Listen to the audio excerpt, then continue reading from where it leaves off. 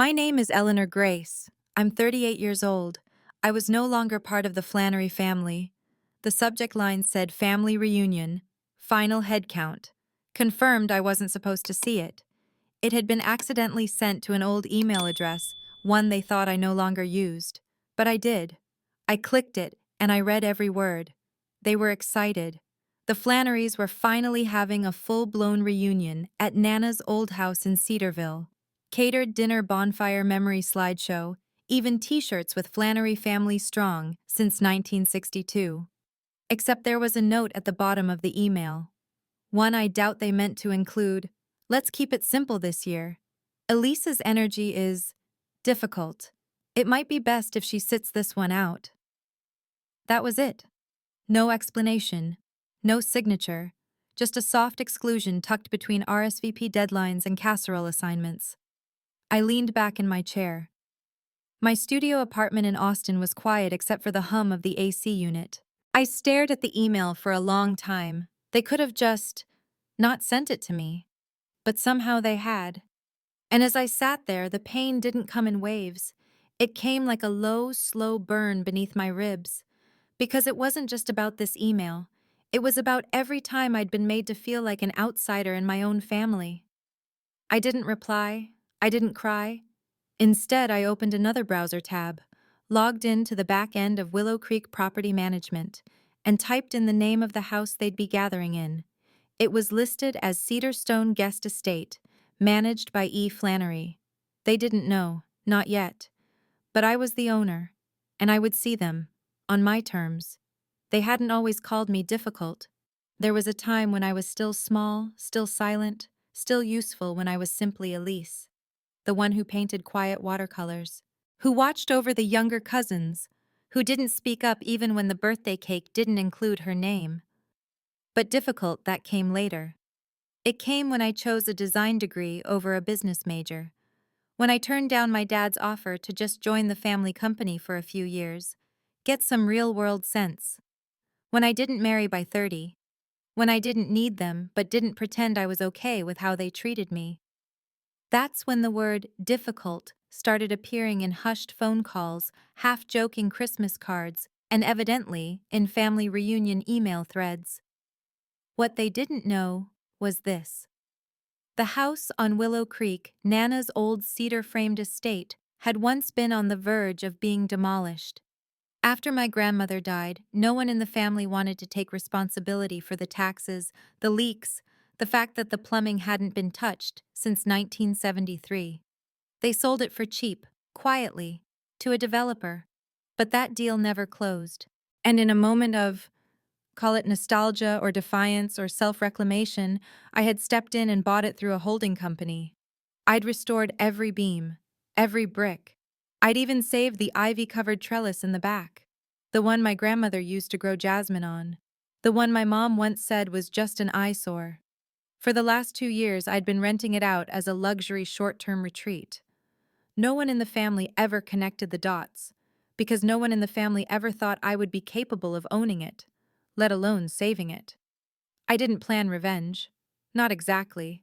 But I did adjust the booking system, just enough to ensure that their reservation would go through without ever revealing who managed the property.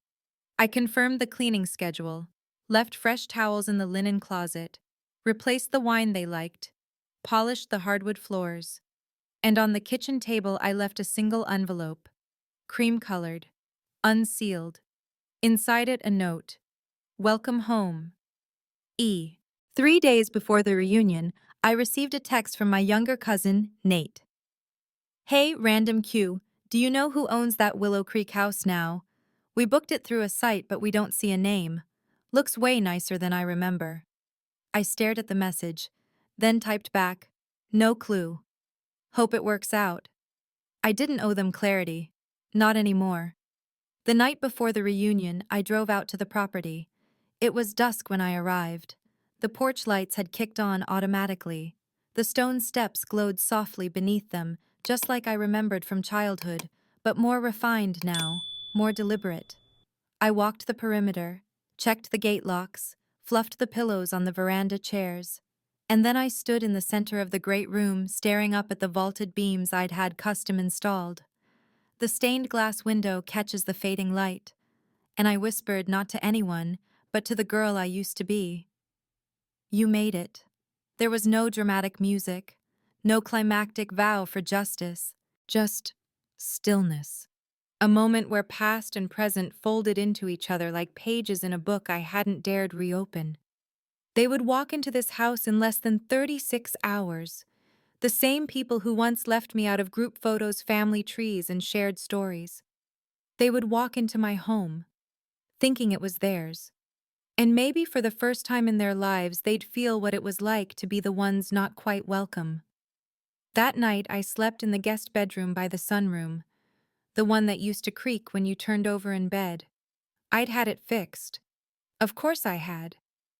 Before I closed my eyes, I set a small recorder near the window, just in case someone said something memorable, just in case they still didn't know who was listening.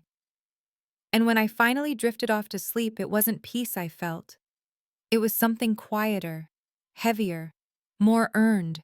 The last time my name was spoken out loud in a family setting, truly spoken, not mumbled or mispronounced, was at my grandmother's funeral.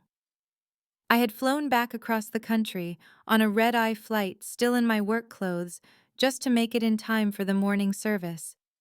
My cousin Lila gave a eulogy about the golden generation of Brooks women and somehow managed to mention every female relative from our family tree, except me. She even included third cousins from upstate New York who'd only met Grandma once. But not me. I remember sitting in the back row, still holding a paper cup of airport coffee gone cold, wondering if invisibility was hereditary. At the wake, when people passed around the scrapbook of Brooks' family memories, I noticed a photo I had taken a picture of Grandma on her 80th birthday, blowing out candles on the beach. My initials were scribbled on the back of the print. But beneath the photo, the caption read, "Captured by Trinity." I didn't correct it. What was the point? Even then, I hadn't said anything. I just smiled tightly, excused myself, and went for a walk on the beach in my funeral heels. Let them keep the memories. I was building something else entirely, a future where my name wouldn't be left off the page. But back then, I still hadn't found the words for the quiet grief of being erased. Because it's not always abuse that scars you. Sometimes it's the silence, the absence, the moments that were supposed to include you but didn't. The birthdays where the cake didn't have your name, the family group chats where no one asked about your life, the mail that always said, "To the Brooks family," as if you weren't quite included. When Trinity got engaged, I sent her a vintage ring box I had found at an antique shop in Chicago. Deep green velvet with gold filigree and a tiny glass compartment inside. She never replied. Later, I saw it in her wedding photos holding the ring her fiancé had given her. Not a word of thanks. Not even a tag. And when the wedding came around, my invitation was addressed to Elise +1, even though everyone knew I wasn't dating anyone at the time. I RSVP'd no, of course. She posted a caption the next day. "Everyone who matters was there." I remember that sentence more clearly than the entire ceremony livestream. I kept those screenshots. Not to use them. Just to remind myself I wasn't crazy. That the erasure wasn't imagined. They didn't yell at me. They didn't disown me. They just edited me out one gathering at a time. And it worked for a while. I stopped coming. Stopped reaching out. Stopped offering myself up for half-hearted attention. But healing isn't linear. And the hardest part was watching them rewrite the narrative while I was still alive to contradict it. They'd post group photos with captions like, "Nothing like a full Brooks reunion full," as if I were just an echo, a footnote, or worse, an inconvenience.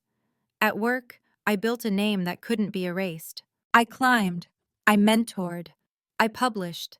Every award, every promotion was a stitch in the wound. Not a bandage, just a reminder here at least I mattered. But that didn't mean the scar wasn't there. One time during a conference in Miami, I opened LinkedIn on a whim and saw my brother Nelson had listed Family Business Advisor as his title under the very company I had helped draft a proposal for 5 years earlier.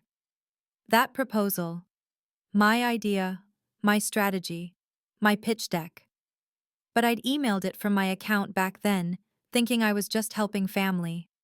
No credit, no mention, just repackaged and handed over to Nelson, who had failed upwards for most of his life.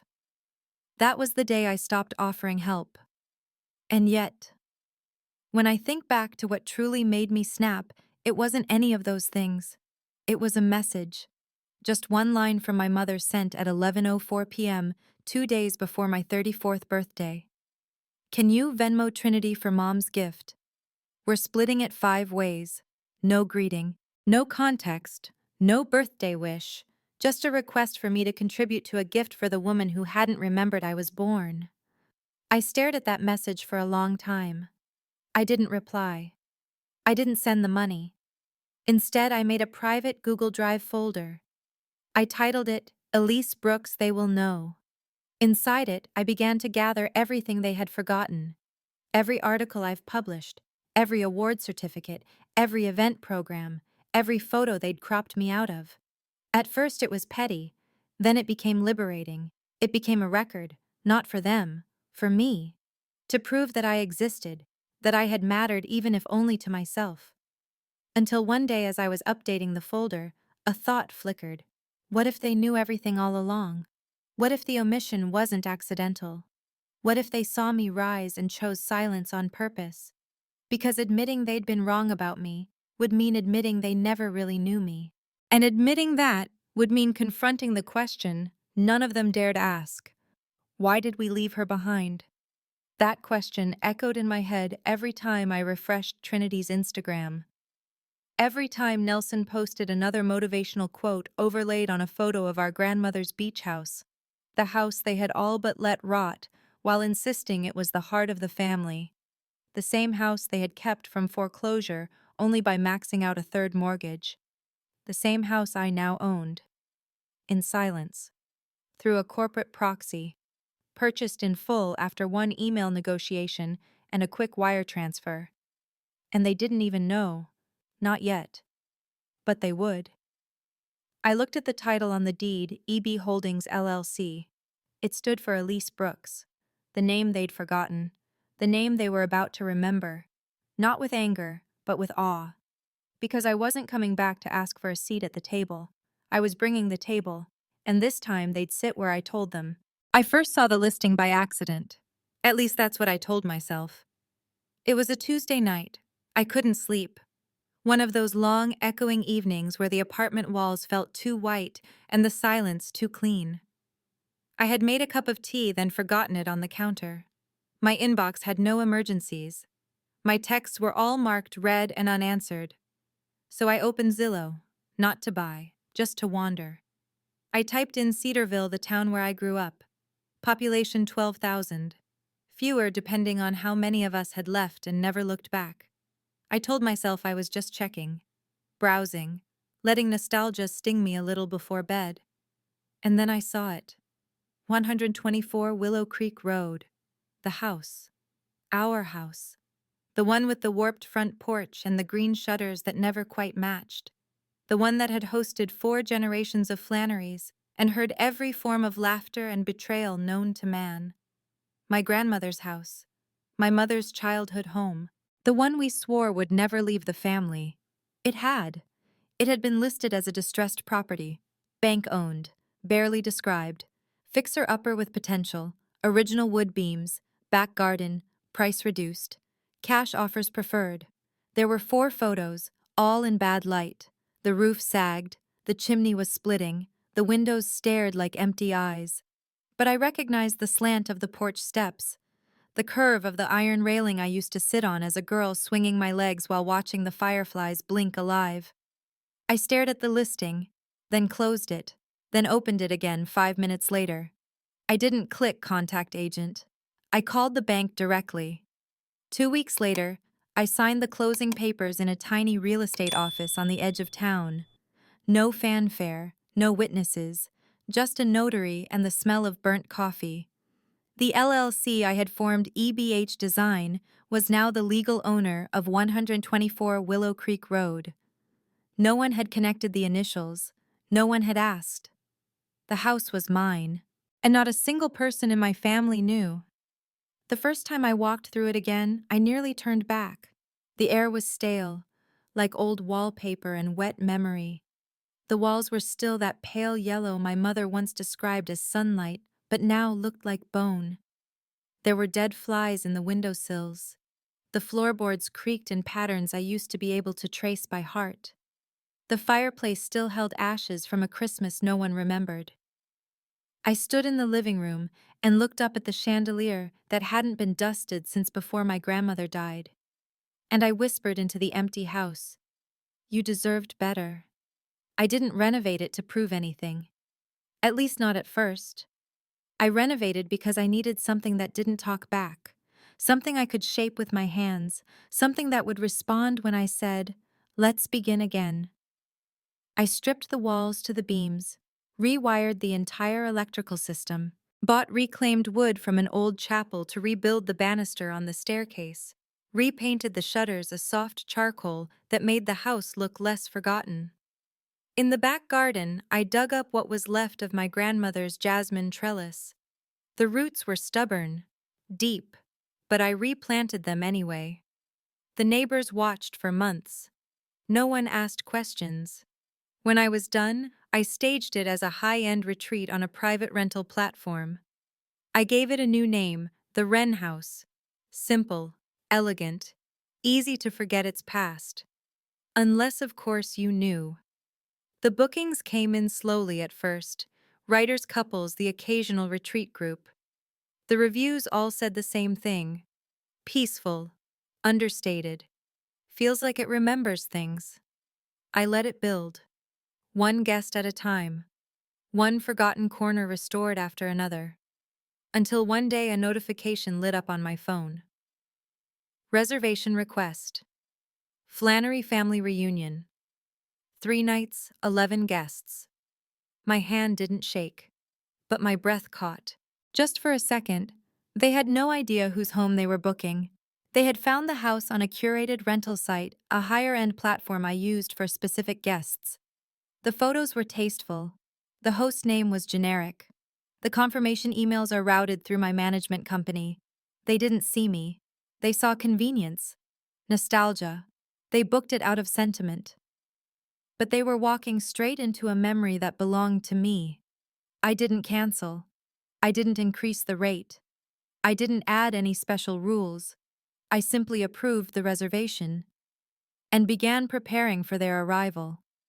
I changed the smart lock code to something poetic, 1987, my birth year. A number no one in the family ever used for anything. It wasn't Haley's graduation year. It wasn't tied to anyone else's milestones. Just mine. I stocked the pantry with the same ginger cookies Grandma used to keep in a blue tin. I arranged fresh flowers in the living room, nothing flashy, just simple white peonies. My mother's favorite. I polished the brass doorknob that had once fallen off in my hand when I was 12, and no one fixed it for 3 years. I made the house ready, not for them, for me. There's something sacred in reclaiming a space that once erased you. Every brushstroke on the wall whispered, "You were here." Every light fixture I replaced said you mattered. Every tile I laid down screamed, "They don't get to define you anymore." I didn't build a trap. I built a mirror. And soon they would walk through that front door and see a reflection they wouldn't recognize. Not because I had changed so much, but because they had never really looked. The night before their arrival, I stood in the entryway of the Wren house with a single card in my hand. Cream-colored. No envelope. Just 3 words printed in my handwriting, "Welcome home, E." I placed it gently on the entry table, then stepped outside, locked the door, and walked into the dark without looking back. Tomorrow they would arrive. Tomorrow the house would speak for me. And for once in their lives they would feel what it meant to enter someone else's story. The first message came through just after 900 a.m. A familiar ping from a device I hadn't used in months. I'd forgotten that my old iPad, cracked, paint-splattered, and permanently stuck in night mode, was still logged in to the family group chat. I'd left it powered off in the bottom drawer of my studio desk, buried beneath sketchbooks and receipts. I hadn't opened it since, maybe Christmas, or the version of it I still pretended to celebrate. That morning, by sheer chance or fate or some cosmic joke, I pulled the drawer open looking for a tape measure. The screen lit up Flannery Crew. 48 new messages. I tapped it. The first one read, Haley. Just a reminder, folks, arrival time is 3 p.m. Friday. Aunt Marla's bringing extra linens. Please, no more last-minute chaos. Then came replies, confirmations emojis, chaotic logistics. Lila is Elise. Coming a beat. Then Haley, nope. She's out. Nelson. Probably for the best. She never really clicked with the rest of the fam. Always felt like we had to tiptoe. Trinity Lowell, remember last Thanksgiving when she left mid-meal BC, no one commented on her tofu thing. A stream of laughing emojis followed. Someone dropped a gif of a cartoon turkey crying into a salad bowl. I stared at the screen. Not shocked, not hurt, more like clinically detached, as if I were reading a Yelp review of someone I used to be. Then came the kicker. Marla. She wasn't even invited, right? Haley. Nope. Not on the email. Didn't want to make it uncomfortable. Mom agreed. Uncomfortable. I smiled, a slow, dry thing that didn't touch my eyes. They had all agreed. Unanimous silence. No raised hands. No dissent. At least, that's what I thought until a message appeared that stopped me mid-breath. Sam. Just to say, she did help save the house, even if no one talks about it. Sam. My cousin. Quiet. The only one who used to sit with me at the kids' table long after we'd outgrown it. The one who once helped me sneak out during Haley's 21st birthday after she poured wine on my shoes by accident.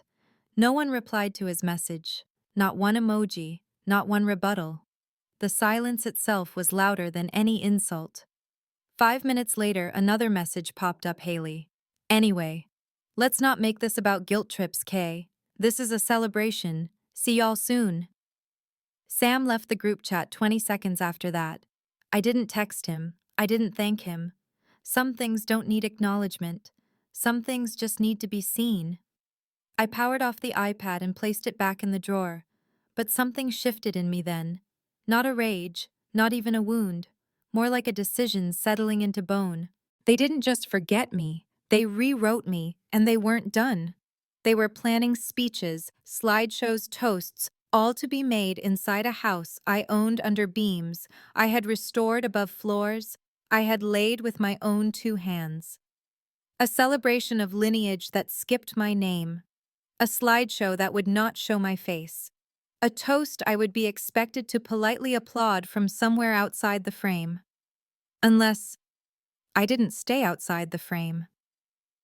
That evening I returned to the Wren house with a specific intention. I brought with me a small wooden box, one I hadn't opened in years. Inside were photos they'd forgotten existed. A picture of me at 9 asleep on the couch with Grandma's old knit blanket. One of me holding Haley's hand at her first spelling bee.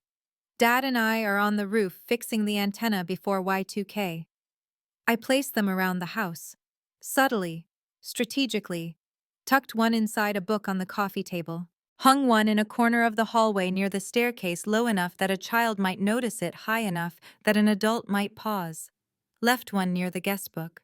Not to make them uncomfortable, to make them remember. I thought of what Sam said, even if no one talks about it.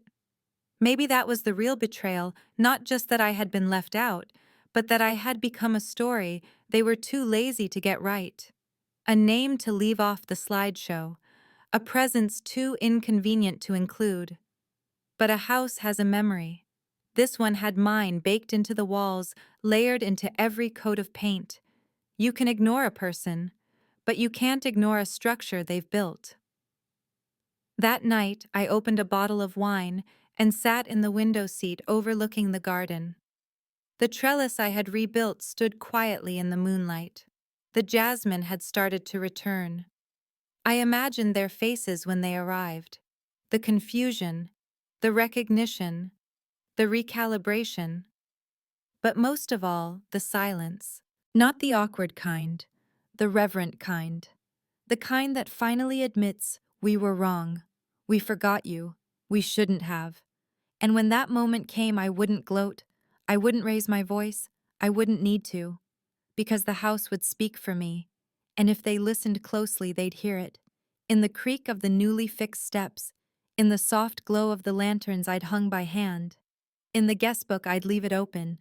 A quiet testimony, you left me out. But I never left. They never asked who fixed the porch. They never asked who scraped years of rot from the back deck, or who realigned the stones that led to the garden gate. They didn't ask because they didn't think to. In their version of the story, the house had always been there, like a tree or a mountain, a permanent backdrop to their seasonal dramas. But this place had been gutted, literally, and I had been the one holding the blade. The first night I walked through the house after signing the deed, it smelled like mildew and time. Not just old time, but neglected time. Forgotten birthdays, sealed windows, wallpaper that still held the outlines of photos long removed. The refrigerator buzzed like it was humming a song only it remembered. The floor sagged near the pantry. There were cigarette burns on the windowsill, upstairs remnants of my uncle's secret habit. The house wasn't haunted, but it did whisper. And I listened. I started with the walls, ripped down everything that didn't serve. Yellowed sheetrock brittle studs, mouse-bitten insulation. I found an old crayon drawing tucked behind a baseboard, a stick figure in a purple dress labeled E. My handwriting unmistakably 6 years old. I stared at it longer than I should have, then carefully slipped it into my back pocket. That night I didn't sleep. I sat in the empty living room and wondered what other pieces of me were still buried here. What memories the house had kept safe even when the people didn't. I hired no contractor, no crew, just me, a tool belt, and YouTube tutorials played at double speed. I learned how to sand floors until my fingers blistered, how to measure trim cuts with a carpenter's square held upside down because mine was missing, how to climb a ladder without remembering the time I fell off one at 13 and no one noticed because Haley had sprained her ankle the same day. Every project was personal. I wasn't flipping a house, I was reclaiming one. I retiled the bathroom with black hexagon tiles and brass finishes, restored the original clawfoot tub, even found a matching faucet in a salvage yard 45 minutes away. It had ivy etched along the handles.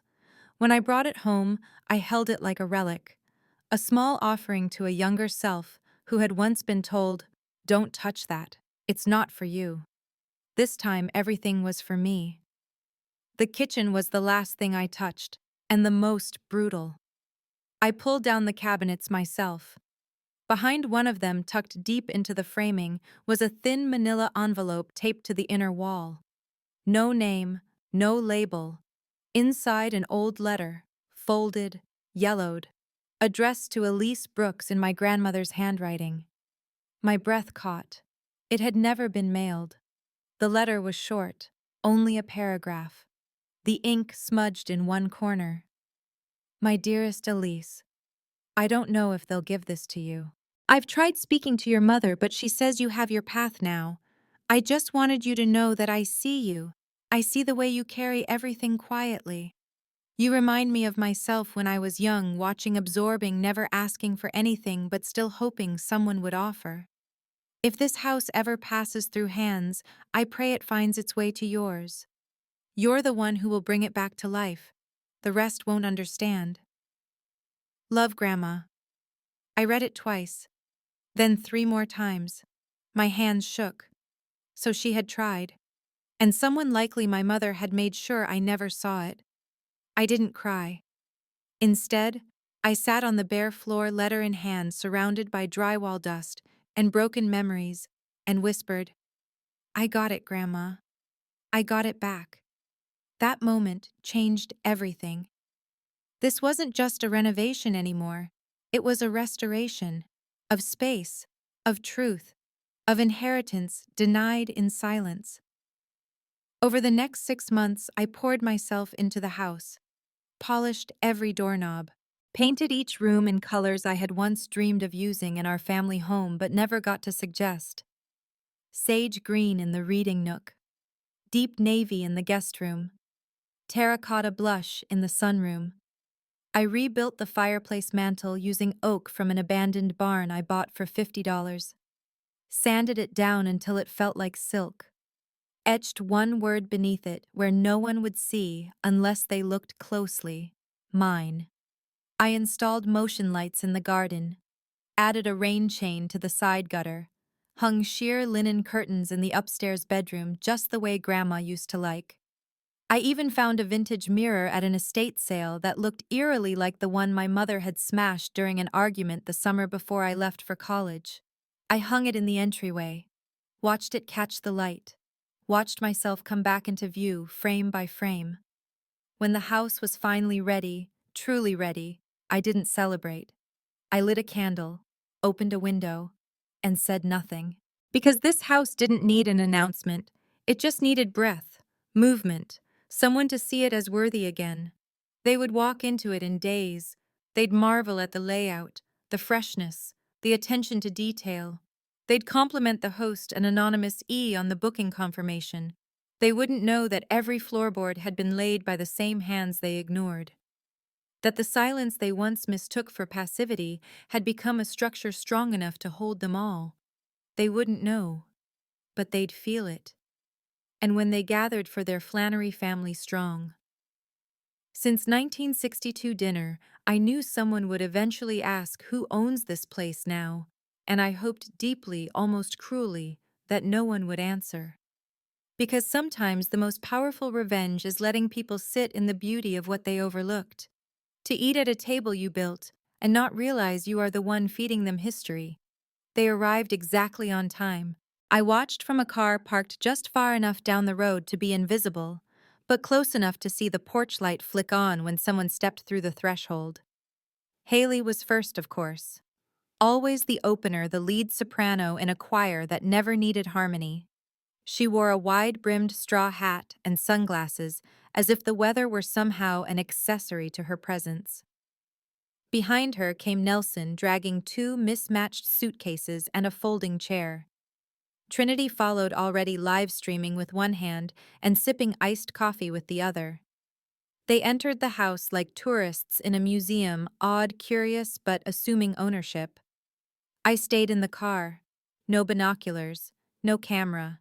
Just me, a quiet engine, and a thermos of coffee. I didn't need to be inside. I'd already set the stage. By 6:45 p.m., the sun dipped low, casting a burnt orange haze over the field behind the house. The porch lights cast long, soft shadows. From the outside, the house looked like a still life, curated, glowing, undisturbed. I imagined them wandering the halls, pausing at the framed photo near the bookshelf, the one of Grandma and me shelling peas on the back steps. It was the only photo in the house without a label, but anyone who'd known us would recognize it. I imagined the pause, the flicker. The click of recognition is not fully formed. Inside, the long table had been set. 11 places. Mismatched ceramic plates from a local artisan. Linen napkins folded in quiet triangles. No centerpiece, just a single white candle in the middle, and a small card that read, "In this house, everyone remembers differently." I didn't sign it. I didn't need to. They posted photos, of course. Lila snapped shots of the garden captioned "Feels like a Nancy Meyers set." Haley filmed a TikTok of the clawfoot tub with the caption "Ancestral Vibes," but no one mentioned the envelope on the sideboard. The one with "To the Family" written in calligraphy. I'd left it unsealed. Inside was a poem I'd written years ago, printed in small, neat font.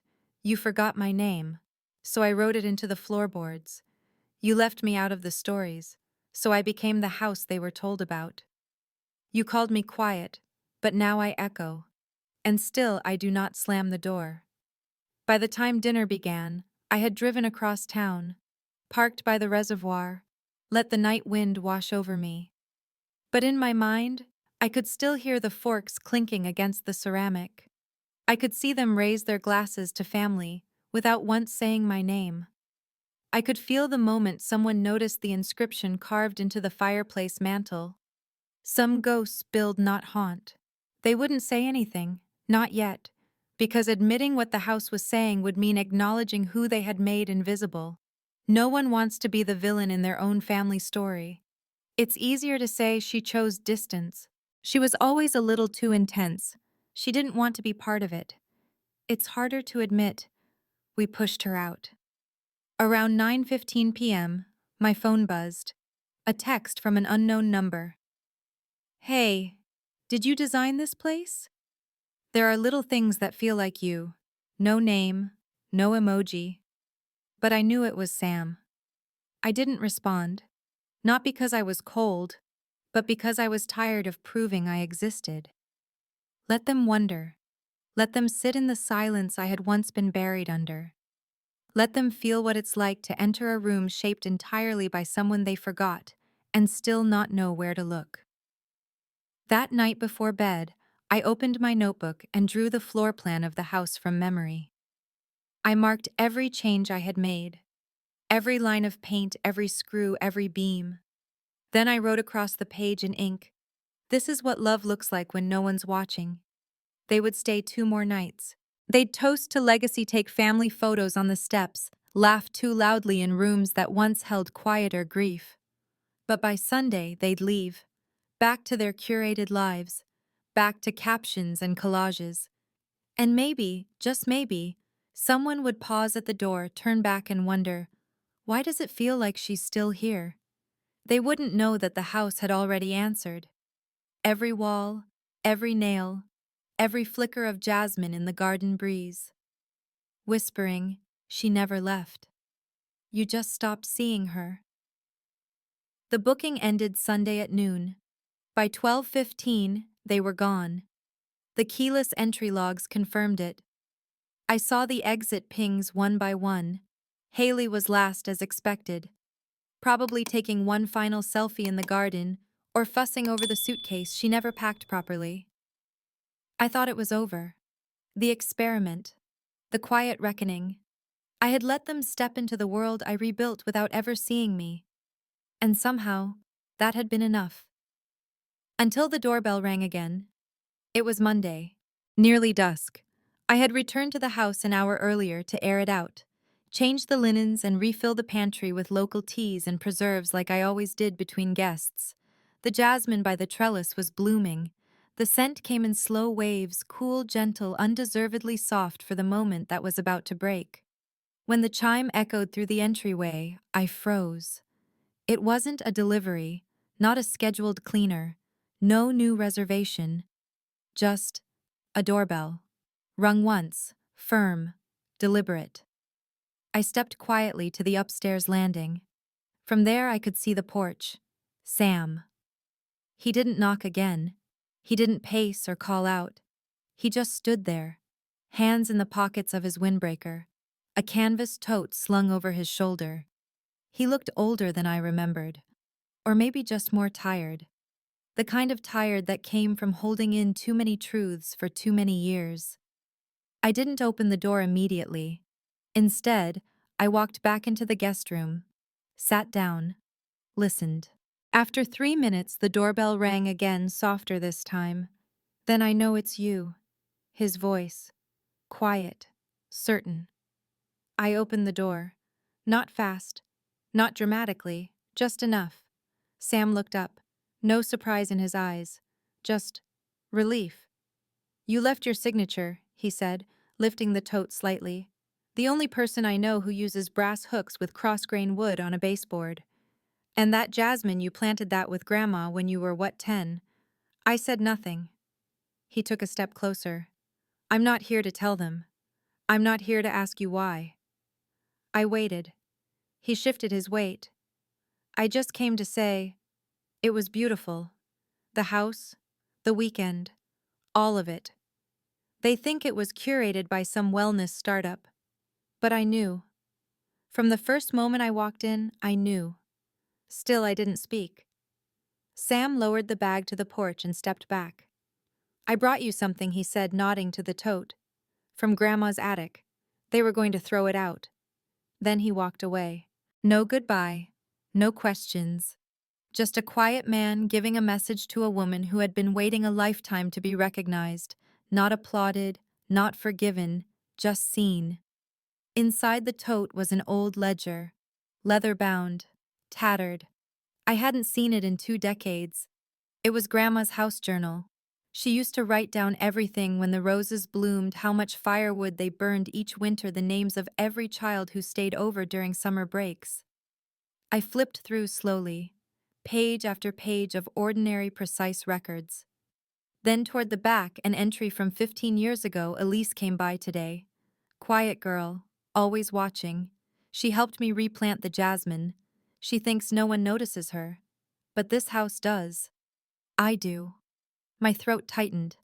Below that, in shaky script, she had written, "If ever this house is to be sold and Elise wants it, let her have first right. She is the keeper of its memory." No one had honored that.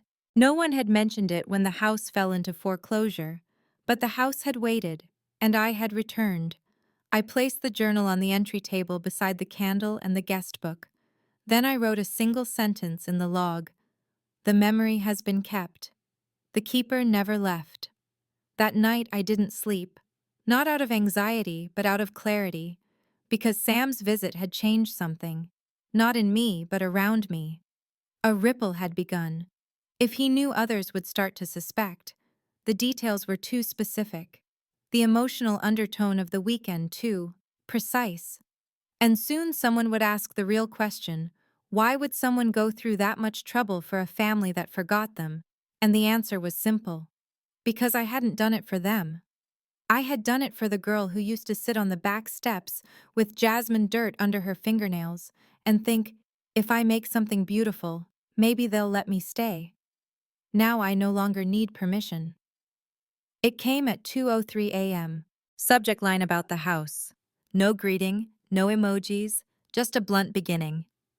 Haley's signature move when she wasn't trying to be charming for an audience. I stared at the screen for a long time before opening it. My apartment was silent except for the distant hum of traffic and the soft ticking of the kitchen clock. The world was asleep, but I was wide awake. I clicked. Elise. I'm assuming it was you. The guest book, the pictures, the fireplace inscription. Honestly, it was clever, I'll give you that. You caught everyone off guard, including Mom. She kept saying, "It feels familiar, but I can't put my finger on it." Sam's been weird since Sunday. Lila's convinced he knows something, but he's not talking. Anyway, I don't care how you got the house. I'm guessing it was some technicality in the foreclosure sale. You always were good with paperwork. But here's the thing, this house was supposed to be ours. For reunions. For tradition. For the family. So I'm asking directly, what are you planning to do with it? There was no signature. Just a blank space where a name might have gone. I read it twice. Then closed my laptop without replying. She wasn't reaching out. She was circling. The way sharks do when they sense blood, not enough to bite, but enough to remind you they're there. Watching. I let 3 days pass. No response, no text, no follow-up. On the 4th day, a private message came through the rental platform from a newly created account. The name was fake, but the style was unmistakable. Hi, my family had a beautiful time at your home last weekend. We're hoping to book it again for December if available. Please let us know ASAP. It would mean so much to my mom. I didn't respond. Instead, I blocked the account. Then logged into my booking system and temporarily delisted the Wren house. Not because I was afraid, but because silence, I'd learned, is far more effective than retaliation. The next day, Sam called. This time I picked up. "Haley knows," he said simply. I waited. "She's not mad because you did it. She's mad because you did it better. Because for once, you wrote the narrative." I could hear traffic in the background. He was outside somewhere, walking. "She asked me to talk to you, said I should convince you to do the right thing." "What's the right thing?" I asked. "To make it theirs again." I let the silence stretch. Then I said, "You told them no, but they guessed. And let's be honest, if they cared enough to wonder, they already knew." He paused. "I told her it wasn't mine to fix, that if she wanted answers, she could ask you like a grown woman. But clearly that's not her style. A beat. Elise, you don't owe them anything." After we hung up, I went to the house, stood on the porch, took in the curve of the garden, the way the late afternoon light hit the freshly cleaned windows. And for the first time since they left, I felt something like calm. Not victory, not justice, just steadiness. That night I wrote a letter. Not to send, just to say what needed saying. Dear Haley, you say the house was for the family, but you forgot I was part of that too. You say I surprised everyone, but no one stopped to ask why I needed to. You say you don't care how I got it, but the truth is you do, because deep down you know you didn't earn it. I rebuilt this place not for vengeance, but to remember who I was before you all made me forget. And I won't hand that over to anyone who still thinks erasing me was reasonable. You asked what I plan to do with the house. Here's my answer: I plan to live in it, fully, loudly, quietly, however I damn well please. You're welcome to knock. But don't expect me to answer.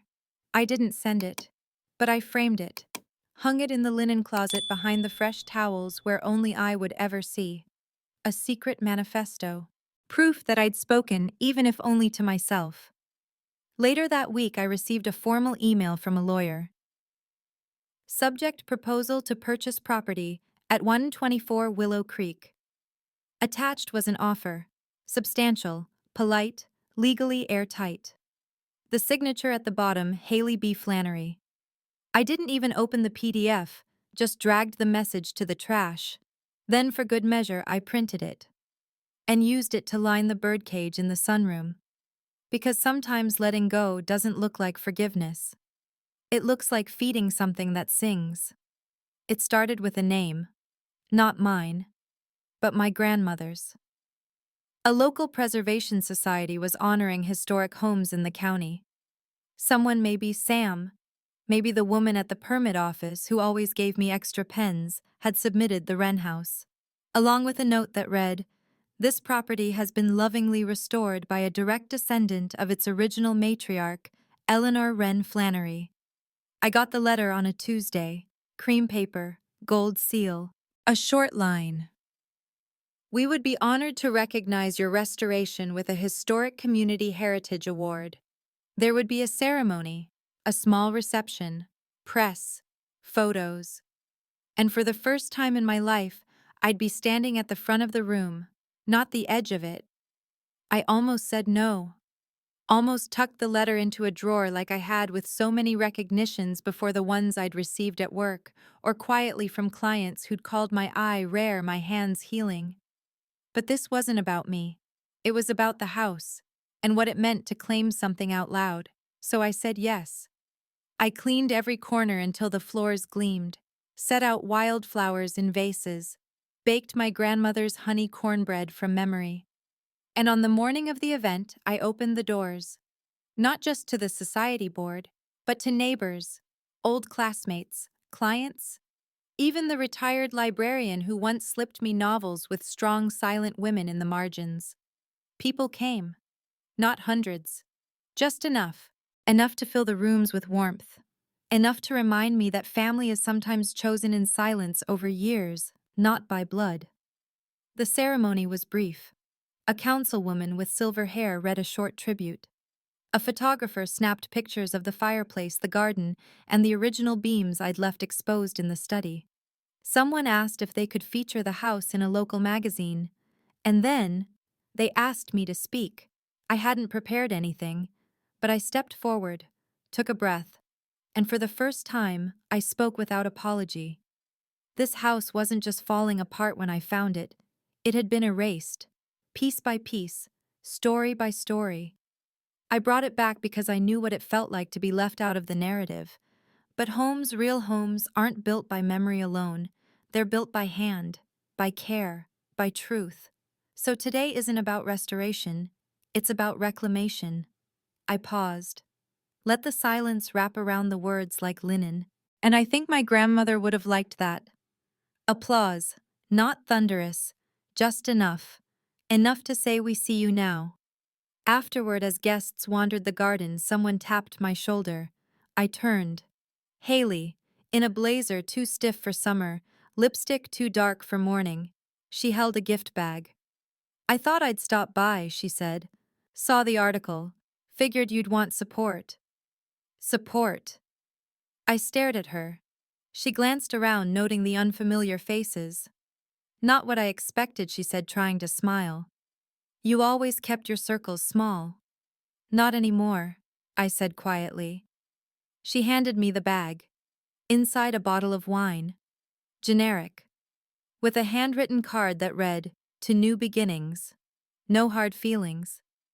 H." I folded the card and placed it back in the bag. You don't have to pretend, I said. Her smile flickered. I didn't come to argue, she said. Good. Because there's nothing to argue about. We stood in the sunlit hallway. The scent of wild jasmine drifted in from the back porch. Guests were laughing in the next room. Do you ever think about fixing things? She asked. I met her eyes. I did. That's why I rebuilt the house. She nodded once. Bit her lip. Then, you could have told us. Give us a chance. I let that sit. You had years, I said. I gave you silence. You called it distance. I gave you space. You called it absence. A long pause. You gave me a lesson, I added. And I made something out of it. Haley blinked. Her mouth opened, then closed. I stepped back. There's lemonade in the kitchen, I said. You're welcome to stay. But I'm not doing small talk. She left 10 minutes later. Didn't say goodbye. As the last guests waved from their cars, I returned to the living room. Sat in the window seat where I'd once watched the world forget me, and realized this wasn't revenge. This was restoration. Of space. Of voice. Of presence. That evening I hung the community award in the hallway, next to a photo of me and Grandma, not labeled, not captioned, just framed, because from now on I didn't need to explain. The house did it for me. Some endings don't arrive like doors slamming shut. They come gently, like a breeze through an open window you didn't realize you'd left it cracked, like the quiet shift of weight when a burden finally lifts. Mine arrived on a Thursday morning. I was sitting on the back steps of the Wren house, a mug of coffee in hand, watching a pair of sparrows argue over a patch of moss near the garden path.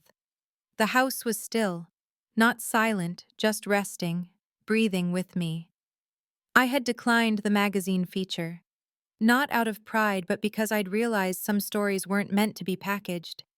The real power wasn't in being seen by the world. It was no longer necessary for the world to see you. Haley never followed up. The wine bottle remained unopened. I donated it to the community kitchen.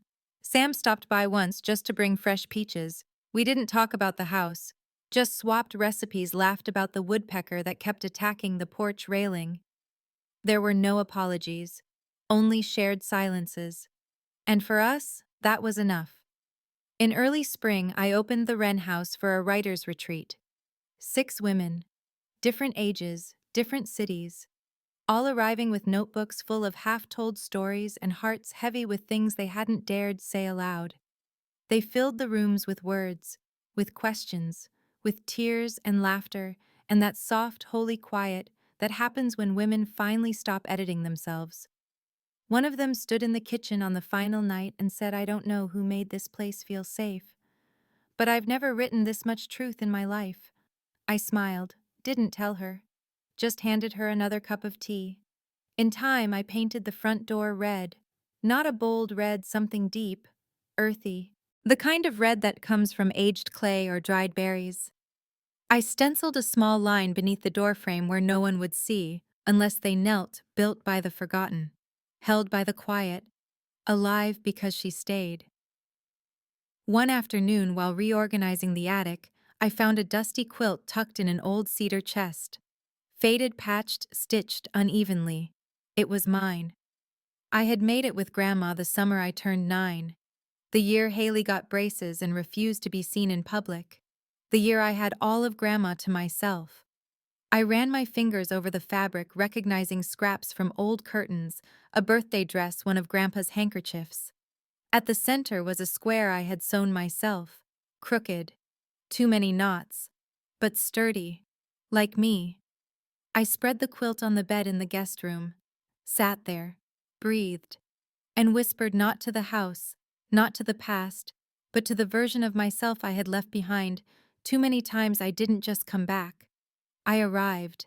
That night I lit a candle in every room, not for ritual, for remembrance, not of what was lost, but of what I had reclaimed. There's a phrase I once heard: the opposite of erasure isn't fame, it's presence. I didn't need them to rewrite the stories. I had written my own, word by word, brick by brick. And now when people ask who owns the Wren house, I say, a woman who used to whisper. Now she speaks through the walls. So wherever you are, if you're listening to this in your car, or folding laundry, or lying awake in the quiet of your own story, know this. You don't have to shout to be heard. You don't have to fight to be worthy. You don't have to return home the way they expect you to. You can rebuild. In silence, in strength, in softness. And one day they'll walk into the life you made without them and realize you were the foundation all along. Thank you for walking through my story. If it stirred something in you, a memory, a silence, a room you thought you'd closed forever, leave a comment. Let your voice be part of this house now. And if you're still here, still listening, still hoping, please hit like and subscribe to join us at Shadowed Revenge USA, where quiet battles, silent victories, and reclaimed lives are honored. The next story might be yours. And wherever you are tonight, be safe, be seen, and come home to yourself. Always.